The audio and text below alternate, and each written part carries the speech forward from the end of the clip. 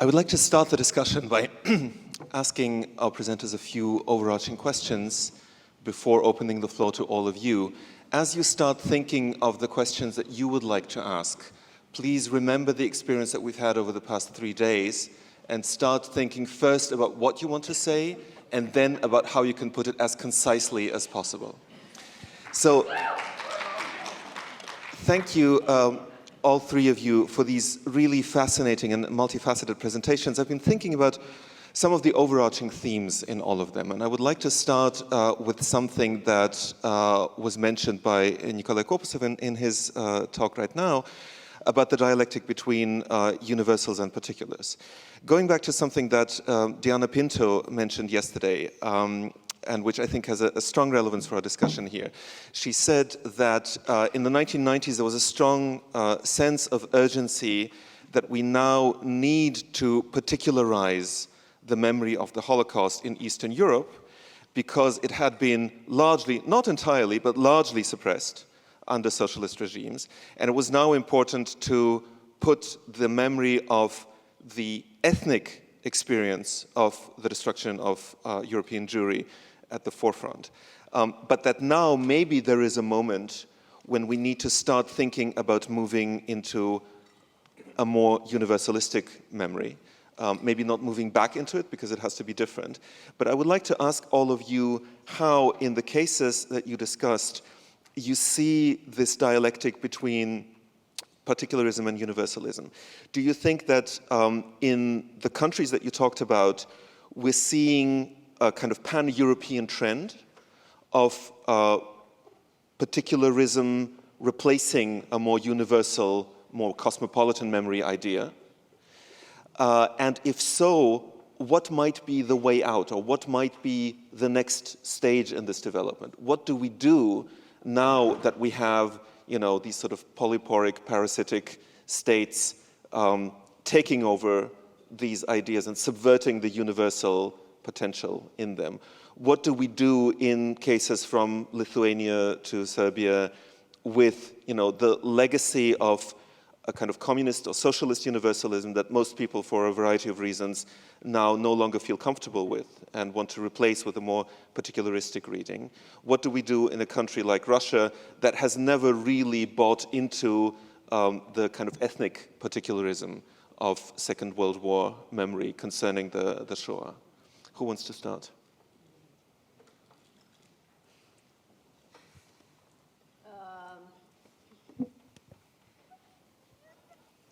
What to do, and policy prescriptions are way above my pay grade. But I really cannot speak to policy in any coherent way. I can speak maybe to the ethics of scholarly research and what we as scholars can do that I think I'm more comfortable with. Yes, there's certainly a turn to particularism and especially to nationalization of memory. So it's a particularism to the national and ethnic level. That's the way in which it displays itself and manifests itself. And it is just part of a larger movement of particularization and nationalization and ethnification of the post-communist space. But I want to say, in that context, that the countries that I discuss and the moves to appropriate Holocaust memory for state building and nation building, this is not just an East European issue. This is just as much present in the West. It's just that it's the claims of national identity and the political legitimacy needs are about something different than about decriminalizing communism. So the content is different, but the use of the Holocaust to shore up nation building and visions of your own state and your heroic past are just as present. And we heard yesterday about the role that these myths about Holocaust righteousness are very important and embedded in British and French and Italian and and Dutch and Belgian views of who they are. So I don't want to leave the impression that this is something uniquely East European. What I was interested in is more the interplay between communism and Holocaust memory post-communism that's kind of what I wanted to bring to the table. So going back to it, I think as scholars we need to push back. I mean, I just think this is all we have to do, and it is extremely difficult to do that. And I know, especially in Andrea's case and the experience with Central European University, Nikolay doesn't even live in Russia anymore.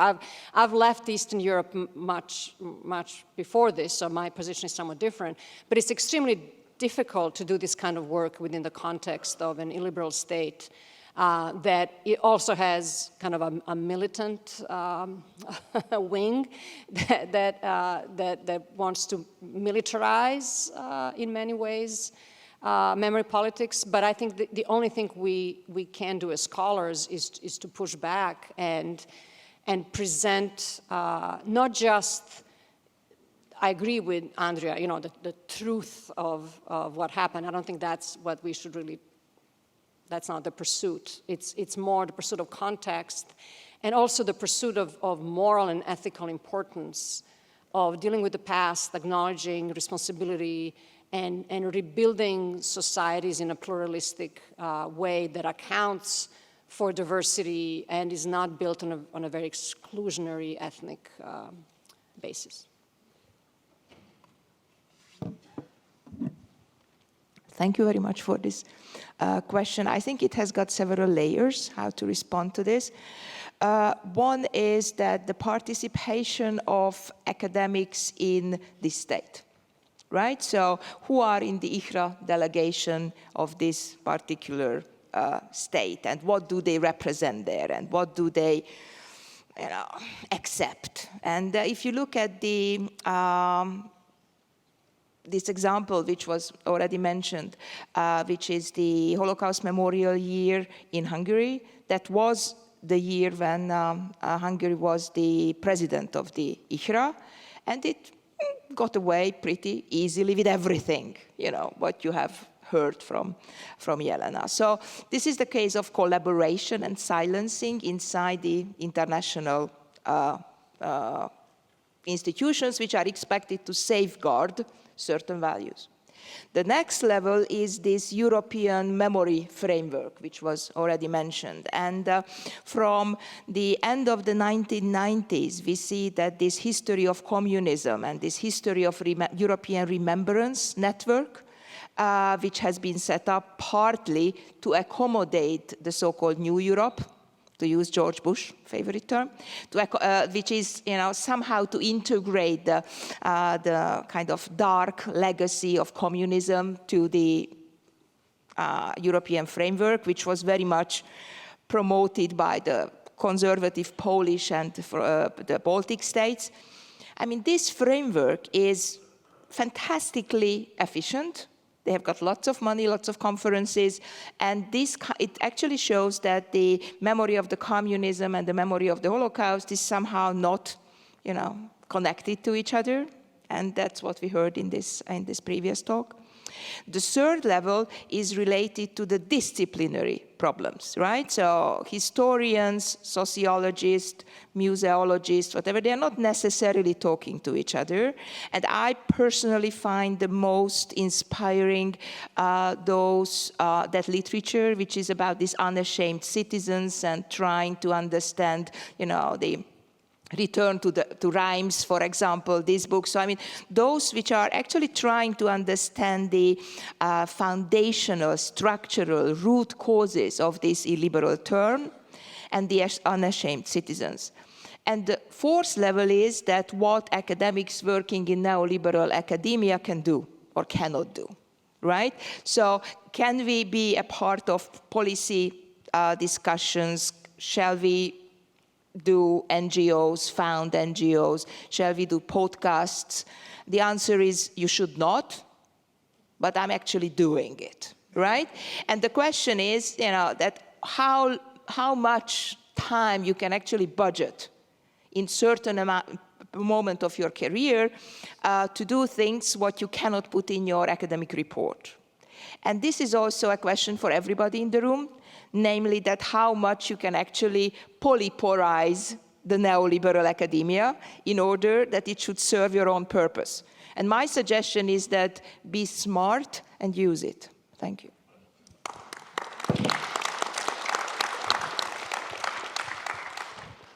Be smart and do swimming, meaning shut up.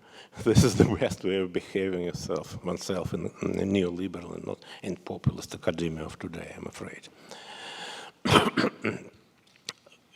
I'm not sure we can do anything meaningful to reverse the type of historical dynamic which is happening in front of our eyes.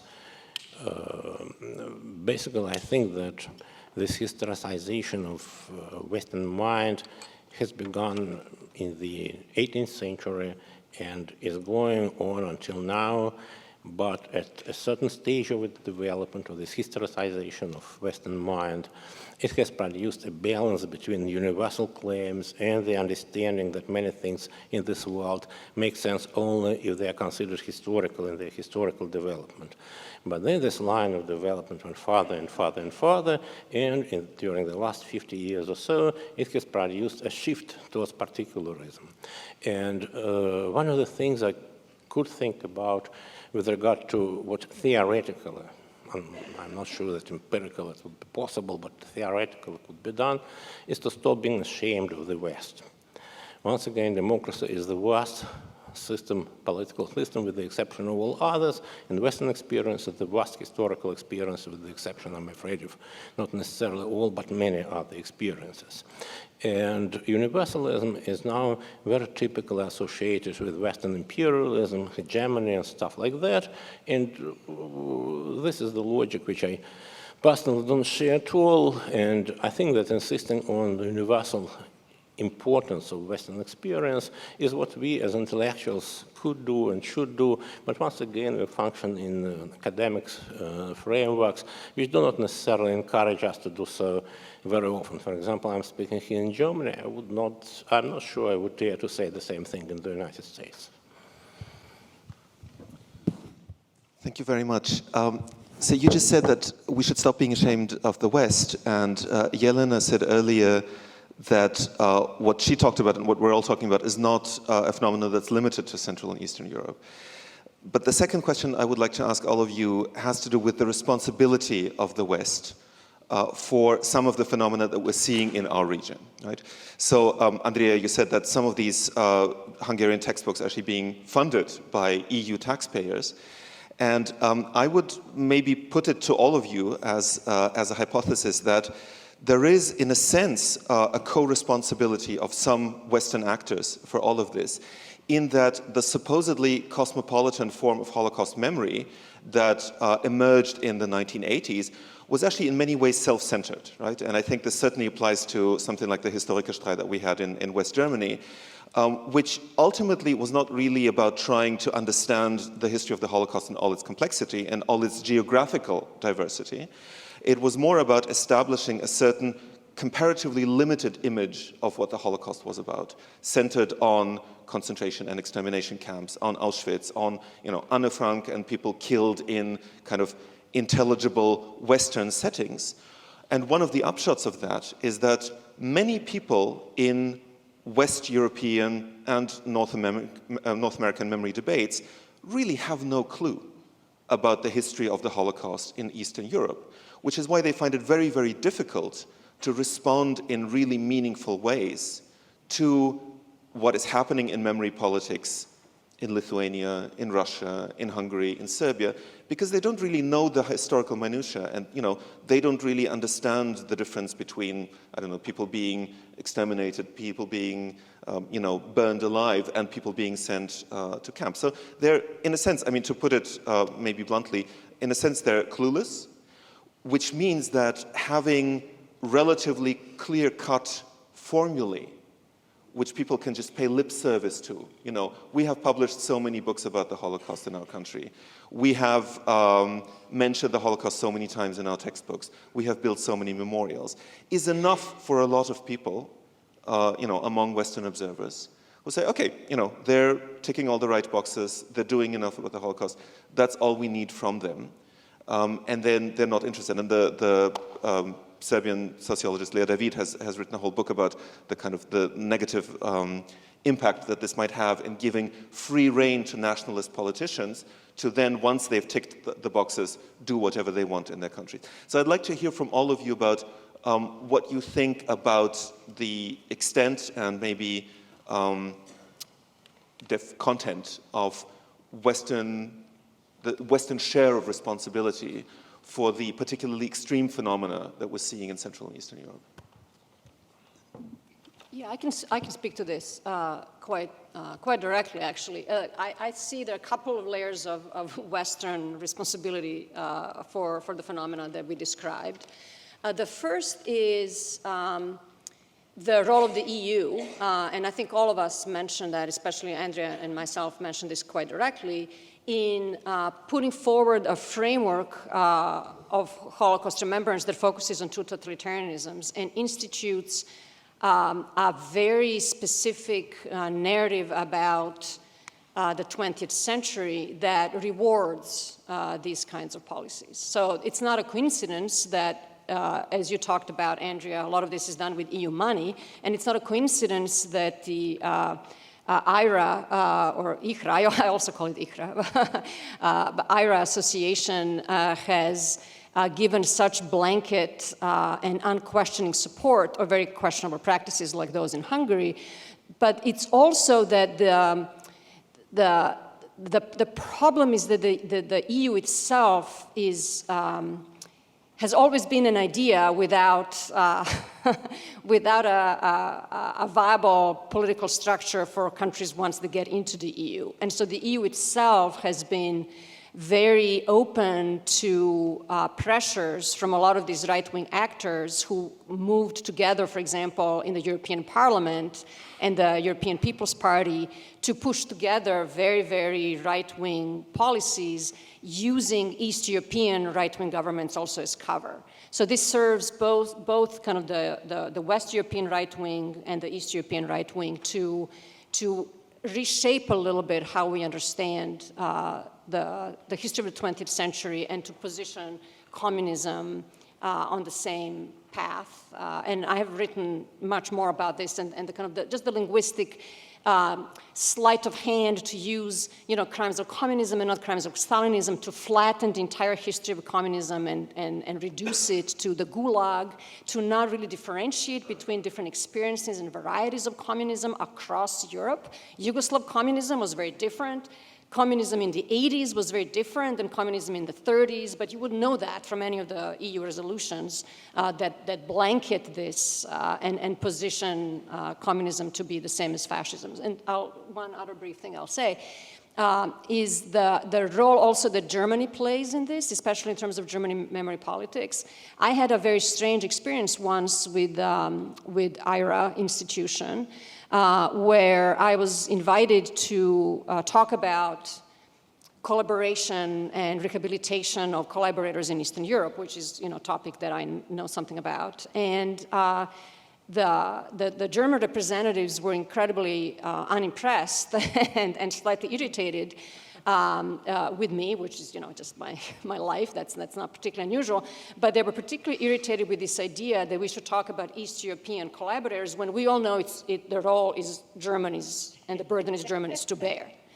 And so it was a very strange kind of shutting off of topics of collaboration for Germany's own political memory needs that use Holocaust memory to cover all sorts of other problems with Germans' memory politics. And I found that experience very strange and very illuminating in many ways, that this idea that Germany has atoned for its past also covers everything else that happened that Germany couldn't have done alone. And we heard a lot about this from Omer Bartov yesterday. I mean, I'll conclude. I get very agitated about this stuff.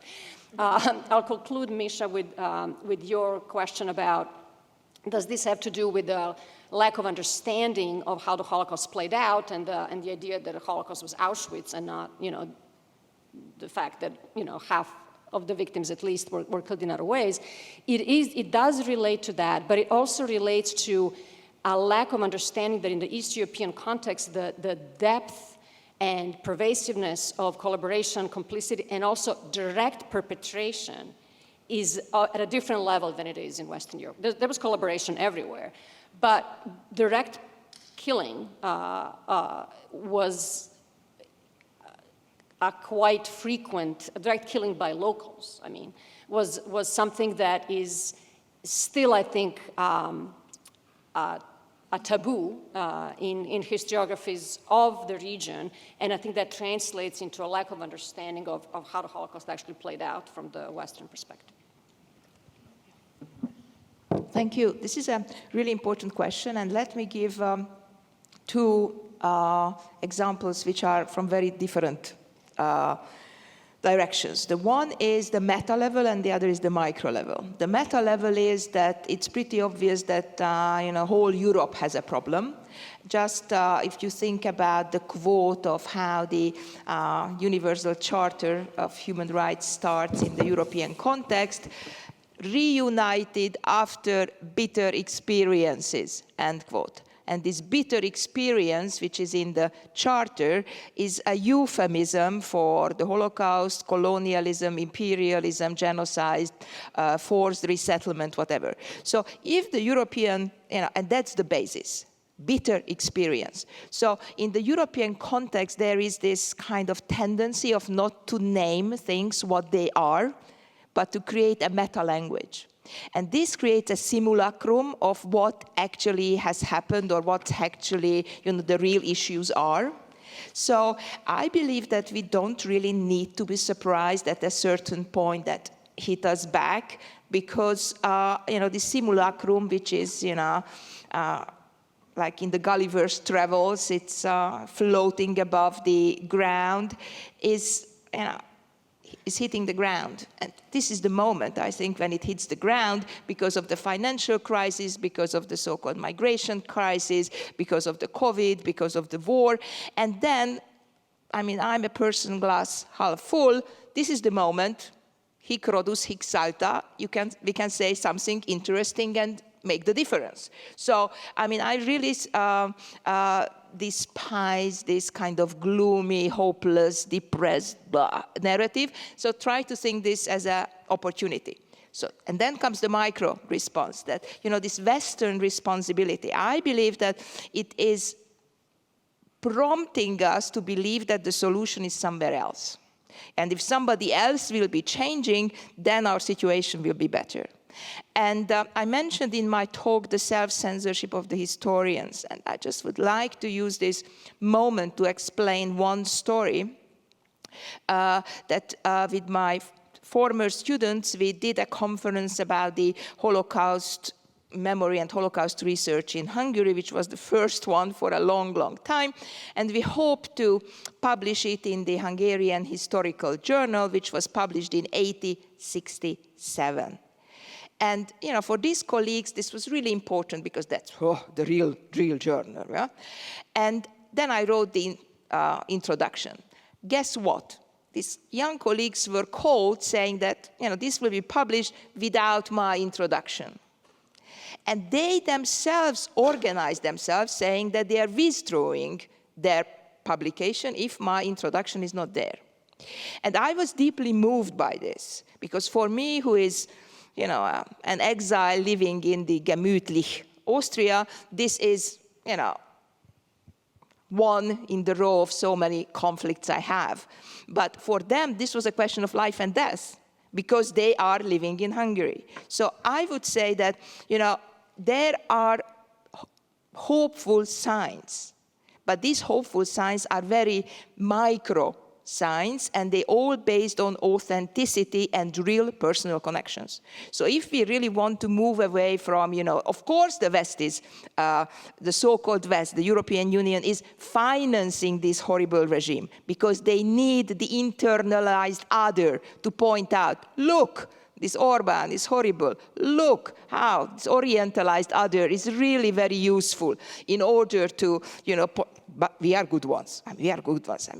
But them, look at them. What they are saying, and unfortunately, the Orban government is playing this card.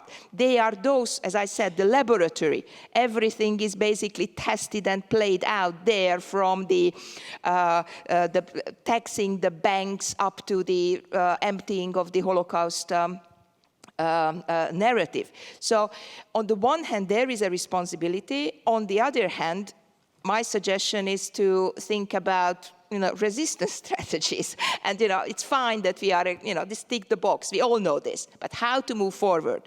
And my suggestion is to think about these very kind of small, authentic, personal relationships, because that's the only way how we can fight against this kind of flat plate which is flying about the real problems. Thank you.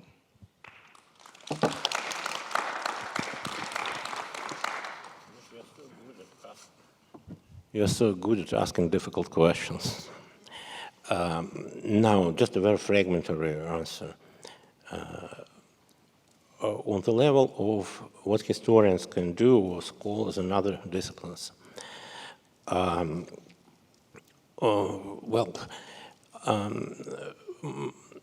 are going to discuss this in a few days in Paris. École des études en sciences sociales is now taking a lead there in trying to conceptualize the consequences of the Ukrainian crisis for our understanding of what our responsibility as scholars is. And I guess that this is an extremely important initiative. It's very important to discuss what can be done with regard to improve the situation, given the terrible times that we are living in, but also extraordinary opportunities that the crisis, the war in Ukraine, opens for all of us to rethink and perhaps even rebuild, dare to rebuild our future. And the second element of this answer, what historians or social scientists can do, that I could offer, is to focus less on memory and the past. I remember a few years ago here in Berlin, I was part of a meeting between just experts on various aspects of history, politics, and the leadership of the German presidential administration. And one of the questions that we were asked to respond to was what the German president should say in Poland. It was a moment when a visit of this German president to Poland was in preparation. And some of us, including myself, said, speak about the future, don't speak about the past, or too much about the past. And the answer of the leadership of this administration, presidential administration, was Germany cannot allow itself not to speak about the past. I think still that a kind of effort could be made in order to somehow shift the balance from the past to the future. To speak, we all know how many bad things have happened in the past.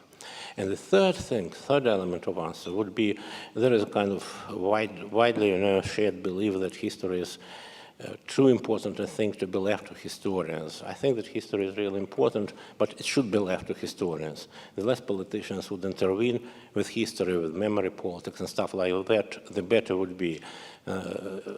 Critical thinking, good education is the only way of productively dealing, modestly, productively, slowly with the past, to avoid,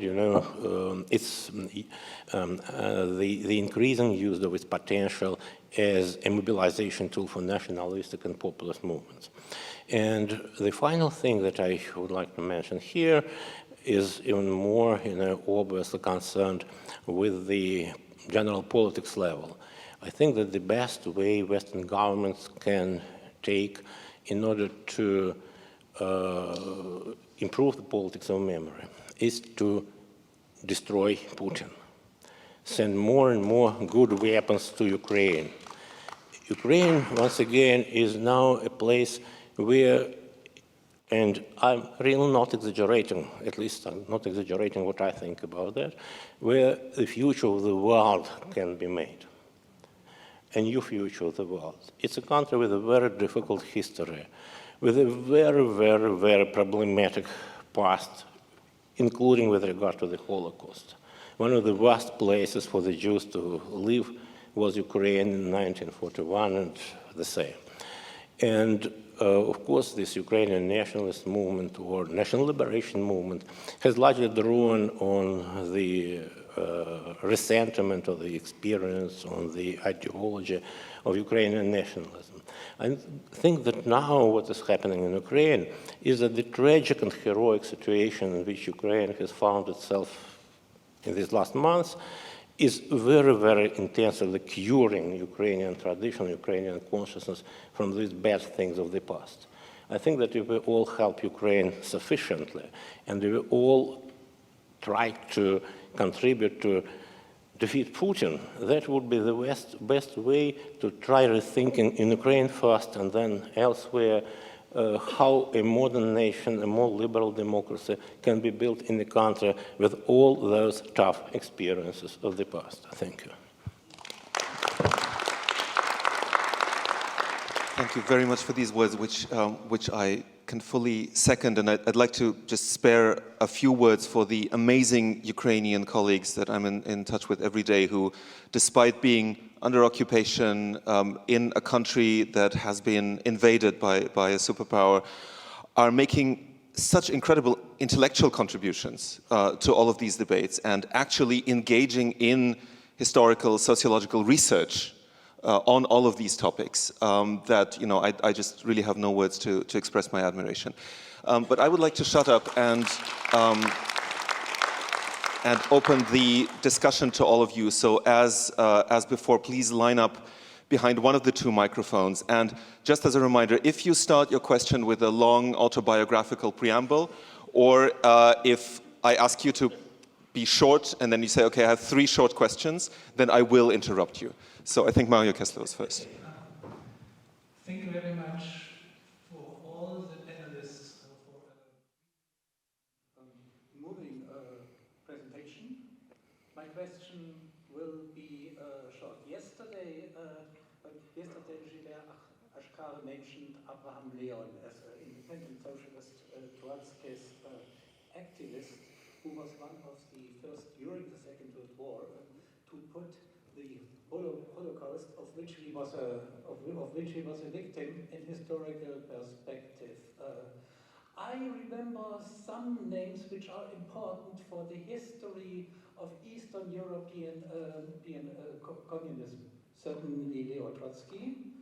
Not to forget Isaac Deutscher, whose post-war writings are on the topic are well known, but not so much his pre-war writings, of which I found something in the archive. And I remember also Russian, Polish, and Romanian socialists in French exile who made the connection between anti-communism, fascism, the missed opportunity for a united front of the labor movement. There was also a German discussion in exile, to which I do not refer now. But how much, and this is a question of all of 3 of you, how much are these independent socialist activist groups, such as the Bolshevik-Leninists in Poland, or the left wing, the left wing of the Polish Bund, how much are they at least part of a minority discourse among historians and on the public nowadays? Thank you. Thank you. In the interest of time, I'll take one more question, and then we'll have a round of responses. Hi. So one question, one comment. The question is for Professor Pető.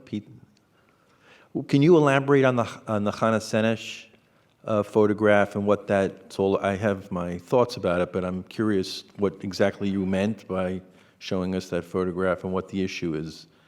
And the comment I would make for Professor Subotić, it's when I was watching your presentation, you showed some of those pictures of the covering up of the Holocaust. And maybe I shouldn't be saying this in Berlin. Last time I did it years ago, I got into trouble. But it reminds me of a book I just read, Tolerance is a Wasteland by Sari Makdisi from UCLA, where he shows pictures, one in particular of a forest right next to Yad Vashem, which covers up the remnants of Deir Yassin. You can even see some of the destroyed buildings from the massacre. And it's unbelievable. the irony that what's going on there is sort of replicating what's going on or imitating what's going on in Europe. Anyway, thank you. Let's have a quick round of responses, and then if you want to speak to one of the questions. Very briefly, I'm not a historian, actually. I'm a political scientist. So, my knowledge is somewhat limited on the history of socialist thought in Eastern Europe. I will say one thing that's relevant to the discussion, and that is, I study museums and museum presentations, and you can actually trace in Jewish museums around Europe and the world, and people have done these studies. And somebody mentioned that yesterday in the context of the Jewish Museum in Berlin and the absence of the socialist narrative. You can trace how the narrative about Jewish past, Jewish culture, Jewish political participation, regardless of the Holocaust, how that's changed over time and how the importance of Jewish socialism and the Bund has been toned down and become slightly irrelevant.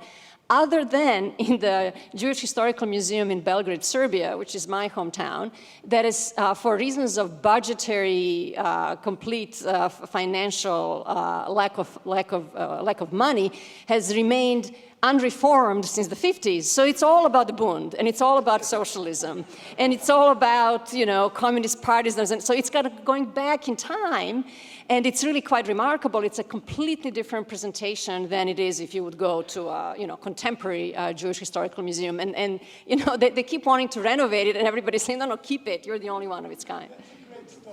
And the wasteland of tolerance? Yeah,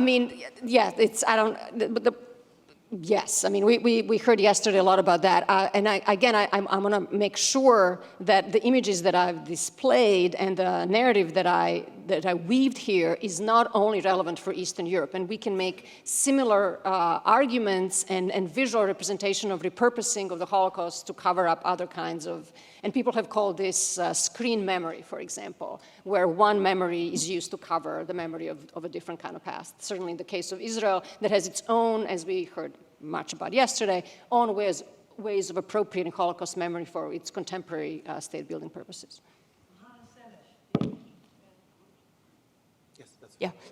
Thank you. So as far as the legacy, the legacy of the transformative, revolutionary, socialist thinking is concerned, it's interesting that neither during communism nor after 89 this was actually a topic. So generations had been studied Marx without an impact. Right? So in a sense, that was a kind of neutralized and pretty polypolarized studying. And myself, I'm extremely grateful to one of the professors, János Jemnitz, whom we edited the minutes of the Second International, and it was published in 1989. And I told him that nobody will be reading this. It came out, in summer 1989, and he said, he was a very wise person, no, the moment will come. And actually, now it became a rarity. And I get all these emails from very young colleagues who are saying, by the way, do you have a copy? Because we would like to use this. So this is upcoming and going, but I think that this is one of the major historical mistakes what the leftists were doing. For example, not utilizing, in the Hungarian context, they let the whole playing field to the right, and basically, if I can refer to the film, this boycott, right? That they were just sleepwalking, right?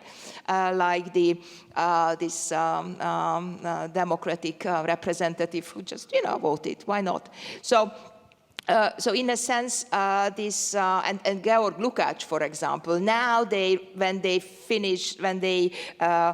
took away the archive, not because of the work he done, but because this is one of the best apartments in the city. So the polypore needs the resource and the apartment. They did not really care about the manuscripts. So what I wanted to say is that it was a mistake, and I think that there is a new generation of leftists who are coming, and then it's really interesting to see what will happen. As far as the Hannah Senes thing is concerned, I smuggled in because I'm writing a book about her, and I can say so many things about this image. What is wrong with it? Say one thing. Kitsch. What? Kitsch. I know it's difficult to explain Americans what kitsch is, but it's a kind of very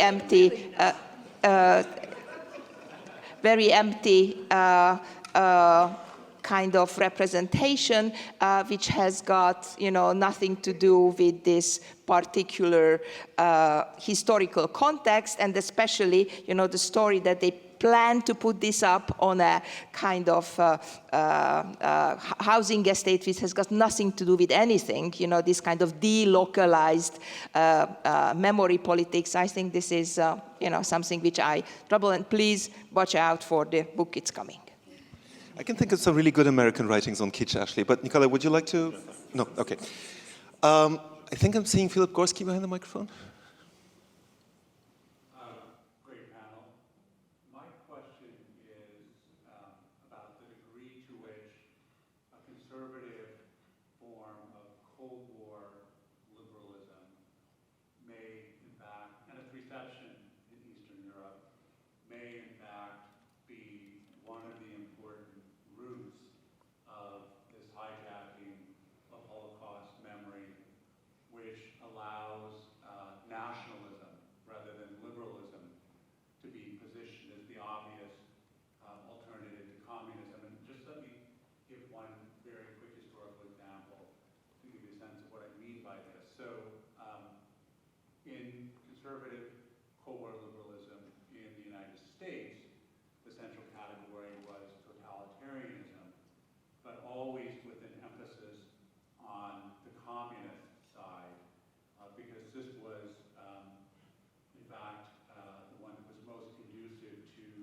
conservative concerns, not only with national sovereignty, but also with free markets.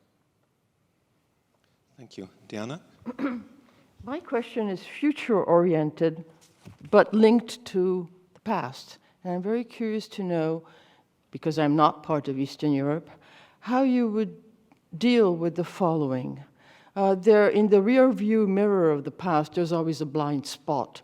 And I certainly remembered it from the early 1990s, which was to speak about those Jews who were condemned to the trash bin of history, as Trotsky would have said, who were liberal, nationalist, moderate, and involved in the national resurrections after 1918 of their respective countries.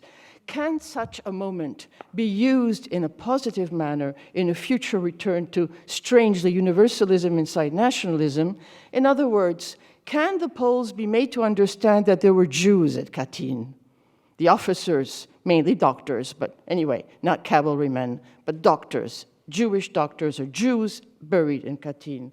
Can one make the Lithuanians understand that Jews were deported along with them to the Soviet camps after 1941?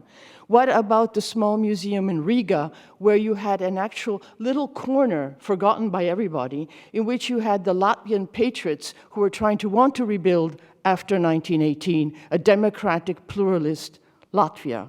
And so these are different moments. And I do remember, I'm sorry to be a little bit particularistic here, Mischa, that when I mentioned these possible views or venues of dialogue of a new Jewish presence in Europe in the 1990s, I was met with a total double silence. The nationalists on one end and the Jews on the other. Why would we want to have to talk about these people who really made a mess of it? They were not communists, they were perhaps even anti-communist. Look where they went. And can one resurrect out of the ashes of that past a line, a red line, or not a red line, sorry, a blue line, a blue-yellow line for Ukraine and the European stars and the flag, and see if one can make something out of it? And this is what I would like to ask you. is this a hopeless utopian vision or something for the future that would be bringing back up to more universal categories these two split memories? Thank you. I want to make sure that everybody who is currently standing gets a chance to ask their questions. So I'll take 3 more questions, and then when you respond, if you forget something, I'll remind you. So the next question is over there. Sorry, the light is very bad. Thank you. I have a question for Andrea. Pető, that is how does the new museum, House of Fate, fit into the story? So I understood if opened, it would be the largest, or maybe one of the largest Holocaust-related museums in Europe. Can one really distort history so much that it fits the concept of an unashamed citizen? Nice. Mykola? Thank you very much. I would like to make not some emphasis of this to this topic with Ukraine, which was mentioned Nikolay, Koposov. Actually, the politics of memory in Ukraine was to great extent like this, which was criticized today. And at the same time, and I surprised that the politics of memory wasn't analyzed in this conference critically in this line. But at the same time, Ukraine is building some national identity, crossing ethnical barriers, and according to sociological samples, acceptance of diversity in Ukraine is rising and isn't not sufficient. But anyway. And Lithuania is far from to be that illiberal democracy. Yeah, and at the same time, the countries which are champions in coming to terms with this past are paralyzed of fear and demonstrate incapability to resist this danger of dictatorship and genocide in Europe now. My question would be, can be something wrong with this canonized type of memory culture, which is dominating now in Europe, or this question to this question of Mikhail about the universalism. It can be such type of memory universal and universally right or wrong. Thank you. Thank you. Just to be fair to the organizers, I think Johanna Petrovsky-Stern, who couldn't make it to the conference, was going to say something about Ukrainian memory politics, among other things. Josef. Just to add some to our, I think, insufficient knowledge about IRA and its methods. When I examined the way the German government adopted the IRA definition and falsified it, I contacted IRA and asked what they think about it, and they said that's not our business. What the others, the other states and governments do with our definition doesn't interest us. We don't intervene. And my question to another thing is, what consequences does this way of East European relation to the past has the relation towards Israel government and the state? Thank you, all 5 of you. So just as a quick reminder, we have totalitarianism theory in the US, we have positive futures, the House of Fate, the politics of fear in West European countries, and IRA and Israel. Whichever order you prefer. I'll try to say a few things about things I know.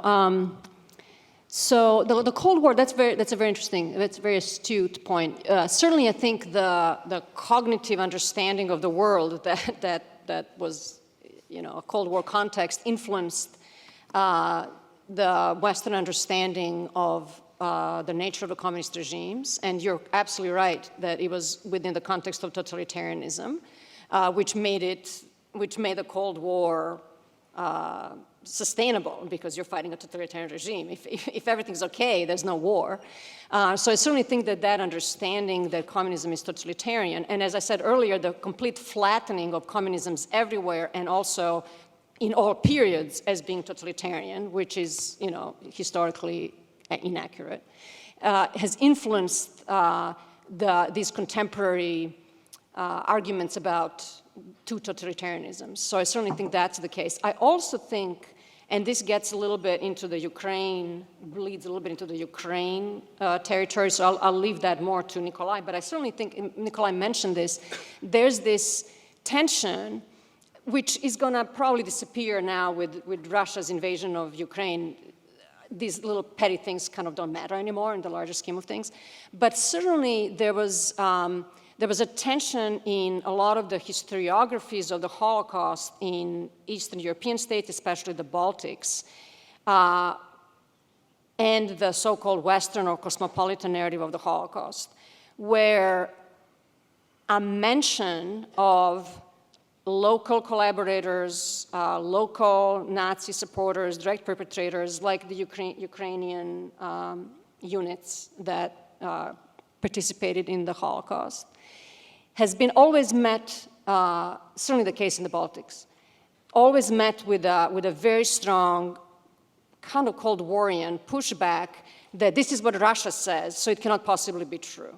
And if you bring this up, and I would bring this up to Lithuanian historians and say you have to really deal with pogroms that happened on the eve of Nazi occupation that were done by Lithuanians themselves before the Germans came in and so on and so forth, they would say, well, you sound like Putin.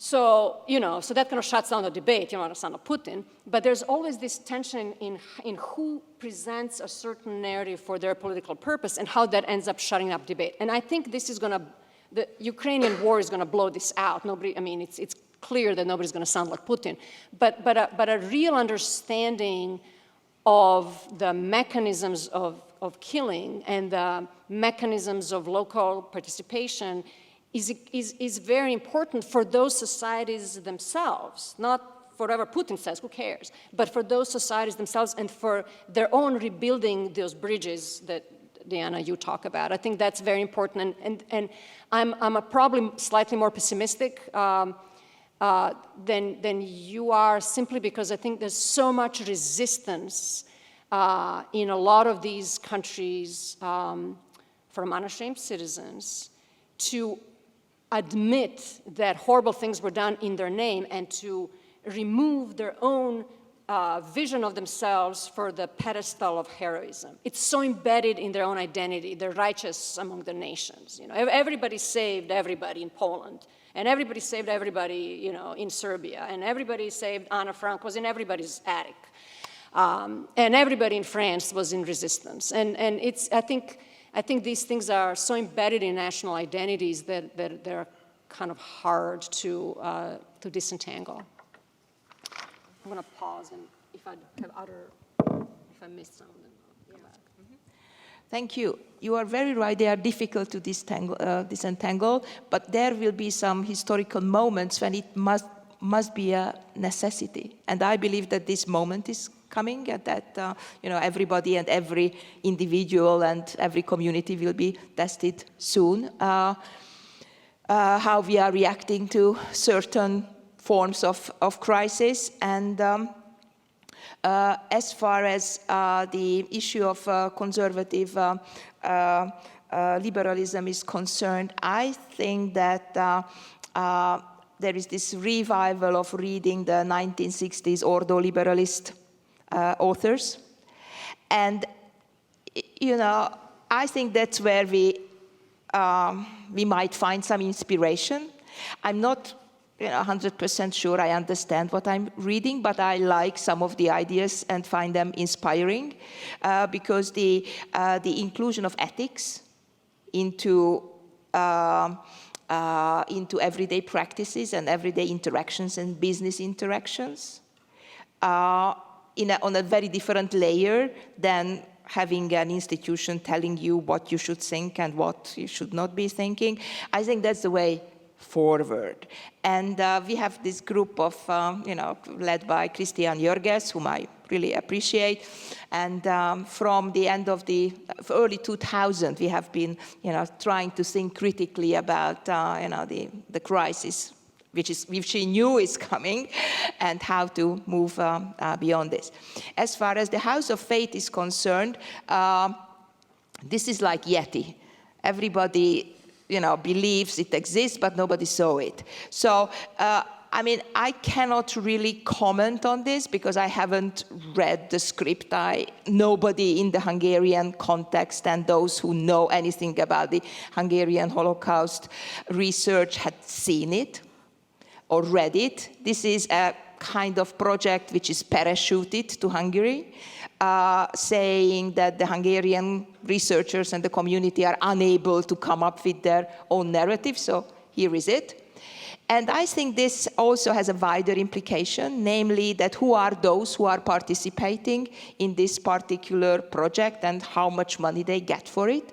I just want to bring in another example, which is the Ashkenazium. I don't know if you know that particular fake MA program, Polypor MA program, which managed to get for the participants, they are getting $15,000 tax-free for a weekend course, plus every cost covered. And this program is not accredited. And this is a classical example, independently what they are saying, but this is a classical example how the West, because there are some very serious scholars who are actually participating in this, and they are giving the name as academic authorization to a very dubious political and academic enterprise. So we don't need to blame Putin on Orban or whatever. We might think ourselves for what kind of money we are ready to do what. And, if somebody is knocking on your door, I have got $15,000, just come over and give a talk and we will use your name in this program, what would you say?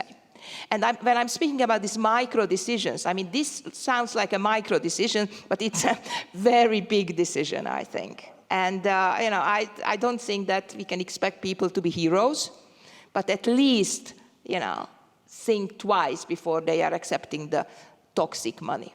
Thank you.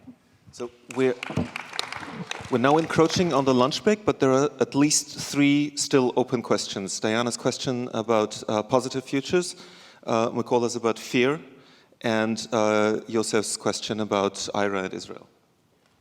Well, I can address the first 2 of them. And as for the positive future, we all hope there is some positive future is possible.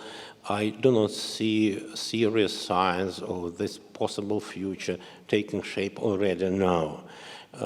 I think that we are in a long-term phase B of democratic developments. The phase A finished with the collapse of the Soviet Union, and then new challenges appeared, and we are not yet remotely close to the end of this phase B. I really don't see a serious mechanism. My hope is that in Ukraine they will invent something, somehow psychologically, emotionally. I think it is possible, but I cannot think of any concrete mechanisms in which the situation can be changed for the best.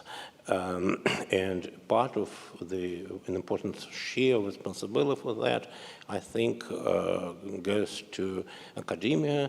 Academia is not now up to the expectations our societies might have about it.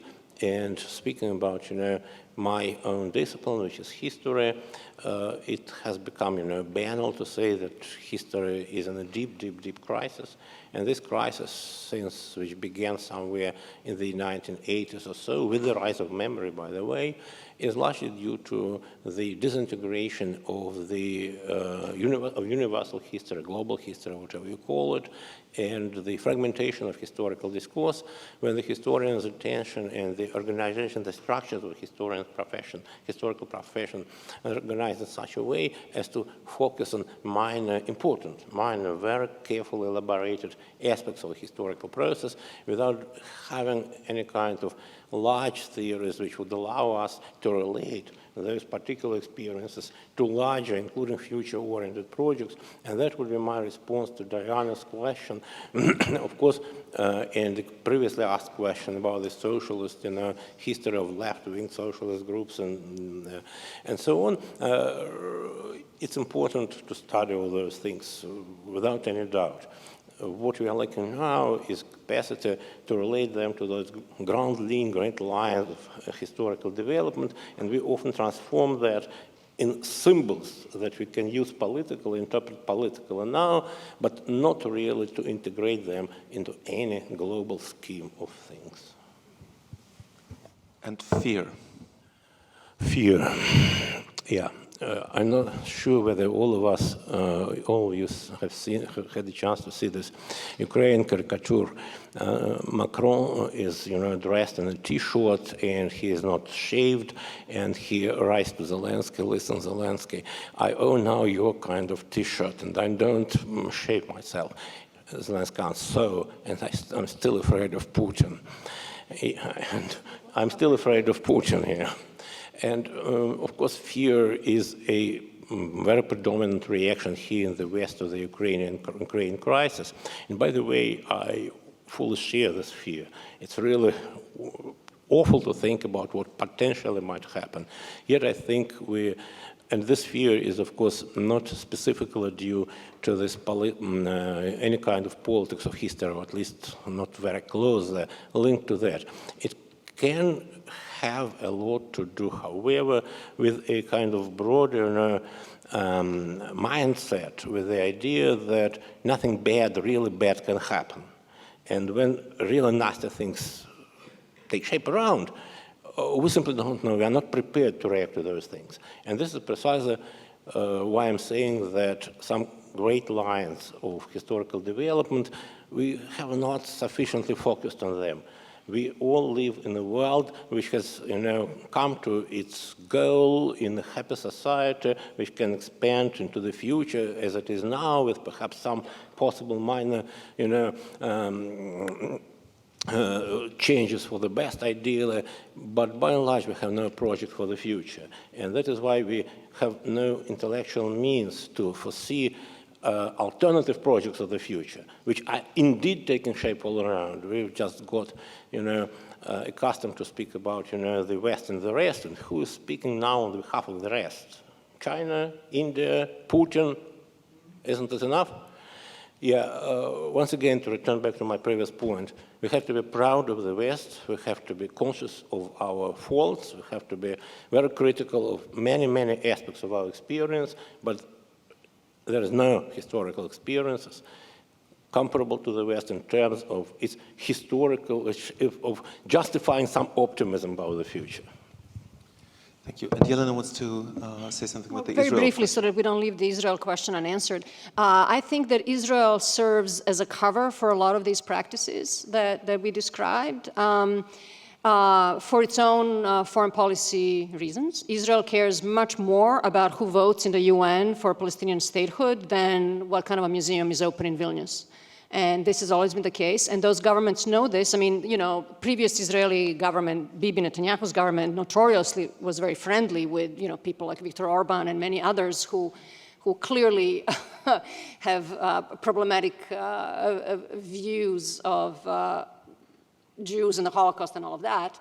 But those governments have used Israel very, very, very often to deflect any criticism. So the Serbian president, Aleksandar Vučić, who's kind of a dollar budget version of Putin, is like a, he really, very, very pro-Russian, tries to make Serbia like Russia on a smaller budget. has always said and continues to say how Serbia has wonderful relations with Israel, while at the same time promoting very questionable and revisionist and as I was describing, very even indifferent practices about Holocaust remembrance. So Israel serves both a role for their own political purposes and local security needs that have always been much more important than really, to be blunt, the life of Jewish diaspora. And that also serves these local governments a very, very specific purpose as well.